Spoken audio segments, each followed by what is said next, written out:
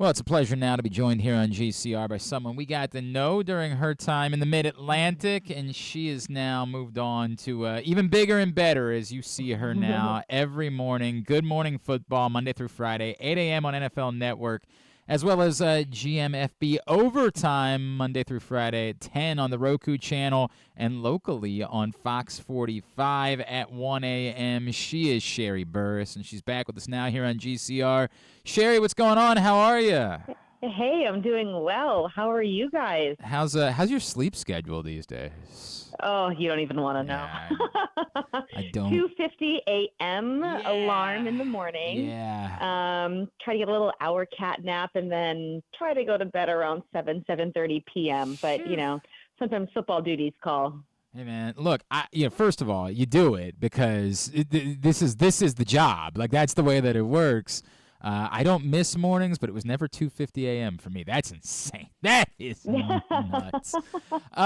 Cher, before we get to the Ravens, just being a part of this show that has been so wildly popular for so many years, and now kind of a little bit of a reinvention of it. What does it mean to you to be doing this now at this point in your career? Yeah, absolutely. It's kind of, a pinch myself kind of moment as I'm describing it, that you think about NFL Network, and one of the very first shows that always comes to mind is Good Morning Football. So yes, sometimes the alarm is a little harsh at 2:50 in the morning, but I mean, how lucky are we at the table, Jamie Akbar, Peter and Kyle and I, that we wake up and talk about football. We couldn't have probably asked for better jobs. So getting me able to be at the table, be with those guys and Jamie, and really kind of delve in and just sort of be able to, jump in each pool almost as the teams around the league is definitely something that if you would have told me this a year ago, I'd been like, no way. So I'm very excited to be here. I miss Baltimore too. Don't get me wrong. Well, in the DC area. But one of the things that I notice is like in following you, and because you guys do a little bit of a different show, is there something that I do some reporting, Sherree, but I've never been bound to like try to pretend like I don't have any. I grew up in Baltimore. I want to see the Ravens succeed. That's the way that it goes. Is it fun for you to be able to play into like your own fandoms and the folks that you've gotten to know that you appreciate about this team, that you don't have to hide from it the same way that clearly you do when you are more of a straight news reporter? Absolutely. And I think that's why we get into this, right? Is being able to tell stories and get to know people. And I always joke, athletes are people too. So to be able to share the stories of what Lamar is like, or Derrick Henry, or, thinking about the Commanders that I've been able to cover over the years, that's definitely, I think the fun part is getting to say like, hey, I get to root for this guy. Right. And, covering this team, particularly talking about Ravens last year, I couldn't even tell you how many games and practices we went to. Me personally, I just get so emotionally invested. Also like in the people and in the game. And I like to think that helps make me a better reporter. But, by the end of it, like I was kind of heartbroken at the AFC championship game, you just get to know these guys and you see the dedication and their drive and you want it for them. So being able to kind of, wear my Ravens jacket on Monday after their first win, or, wearing Commanders on Tuesday is definitely kind of fun to also then be able to connect with fans on social media too with it. So that's cool. That is cool. And I am happy for you that you get to have that. That is a very cool thing. She's Sherree Burruss. Good Morning Football, NFL Network. She's with us here on GCR. All right, Sherree. So, that was weird on Sunday. And I don't know where we are with the Ravens and the fact that, like, we can't ignore how often this is happening. We also know that it's a good thing that they have a lot of fourth quarter leads and that they're not the team that's always trailing in the second half. Like, we know they're good. We know they have a foundation. But what do we make of the fact that this continues to be a thing where like the fourth quarter has just been an issue for this franchise in recent years? Yeah, I was thinking even back to, to talk about the AFC championship game, if you include that with these first three, they've just been so close. Like, it's like frustratingly close of like the Zay Flowers touchback, Isaiah Likely's toe, there was that pass interference with Devontae Adams. So to see them put that game together against Dallas, I'm hoping and I'm thinking that could kind of be the catalyst that changes the way fourth quarters can go, that it's not like, it's not in your head anymore. Like, oh man, fourth quarter, It felt like, hey, we've overcome that demon now. Like, sure, the defense, gave up some points and the offense had their hiccups in that fourth quarter against the Cowboys, but they were able to close it out. And in my mind, it's almost like a blueprint or an equation of like, okay, we've now experienced this. Let's put this in our file. So if we encounter another experience or moment in a game like this, we know we can go back and know that we can overcome this and not fall in the fourth quarter like we have in those other previous games this season. It feels like that's part of the reason why Derrick Henry exists with the Baltimore Ravens, right? Like, is that you've had fourth quarter issues. Well, there's no greater closer in football than Derrick Henry, and I think that's what made the Raiders thing so alarming. Like, how does this happen now when you have Derrick Henry on your team? But it does feel like sort of that gelling of the offensive line, like getting that thing to where they want it to be was always probably going to take some time this season. Absolutely. It takes, time and chemistry. And I think back to something Odell Beckham Jr. said in the locker room to us last year, that like, you don't want to peak in September and October.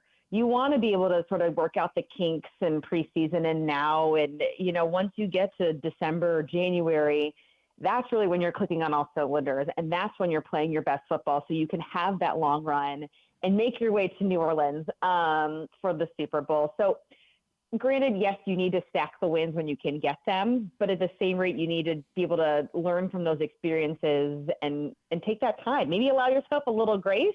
It is a marathon, the season, and so there's going to be lessons and ups and downs and roller coaster twists, but that's also kind of what makes the game so much fun. She is Sherree Burruss. She's with us here on GCR. Sherree, I think the division has become a really compelling conversation because I am not prepared to write off the Cincinnati Bengals, even with all the history of 0-3 teams. Like, it's Joe Burrow that we're talking about, Jamar Chase. Their defense has real problems. I think we all know that, but I'm just not ready to write them off. And at the same time, I'm not fully ready to buy in on the Steelers, who I know their defense is very good, but it just still feels like they need to be a better offensive team in order to be able to do this for 17 games. The betting markets still have the Ravens as the favorite in the AFC North at this point. Does that seem right to you?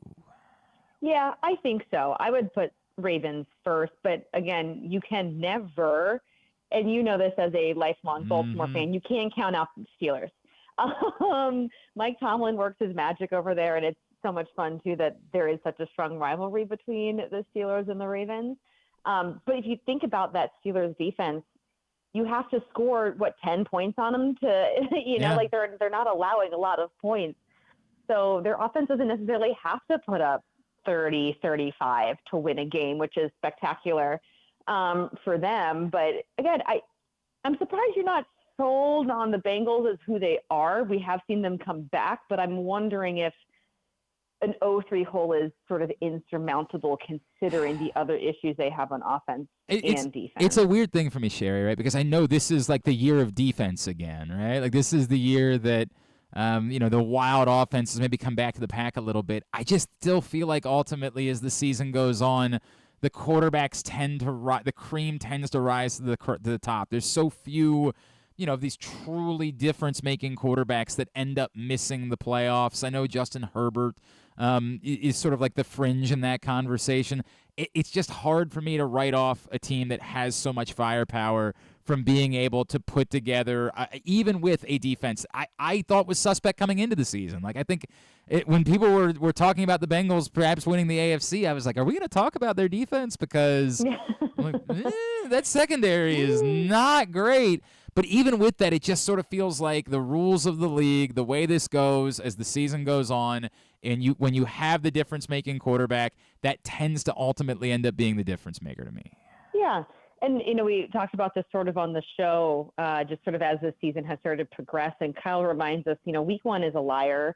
And then we really start to get to know who teams are in weeks 2 and 3. So I kind of felt that way about the Ravens of like, who are they this season? We're starting to get to know them a little bit better. And I'm wondering if we can't compare the Bengals to who they were and thinking about the team that made it to the Super Bowl and, maybe call it like we see it. And this might, again, I'm not going to totally write them off. It is week 3. Right. We have a long way to go to December, but maybe this is more who we are than who we're used to them being. Look, it would be great news for the Ravens if that were to be the case.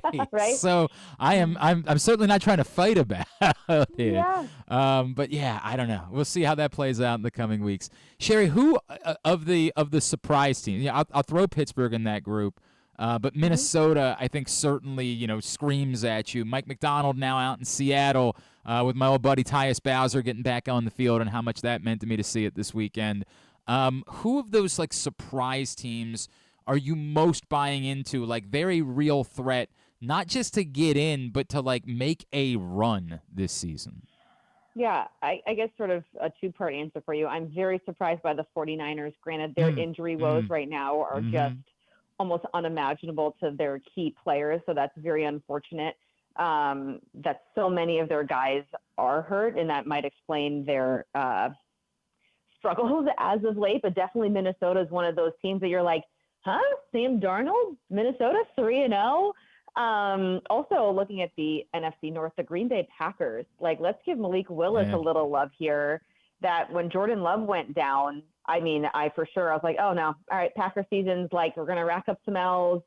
They're not going to be able to come back if they don't have Jordan Love. They just paid him. But Matt LaFleur is just doing magic in Green Bay, it seems like, and getting those back-to-back wins. And when Willis just came in August, that has definitely surprised me also. I think that there's been this weird conversation about is this a year that proves that coaching is more important than quarterbacking, right? That you see Kevin O'Connell, what he's doing with Sam Darnold, you see Matt LaFleur, what he's doing with Malik Willis, and I get the argument, but I'm just not quite ready to go there yet, right? It's like a chef. You can only make so many good dishes if you have good ingredients. Yeah, and I still have to. It's 3 games of a sample size. I'm not saying that Sam Darnold. Maybe we are learning this truly was who Sam Darnold could have been all along. But it's I kind of want to say, hey, maybe we revisit that in week 13. Maybe we have that conversation instead of making it declarative at this point. That might be the better bet. All right, Sherree Burruss. I wouldn't fault you for that either if we circled back. So. And by the way, it might very well be. I think that a lot of us believe that Sam Darnold would be better once he got away from New York, but I still don't know exactly where he is between the two things.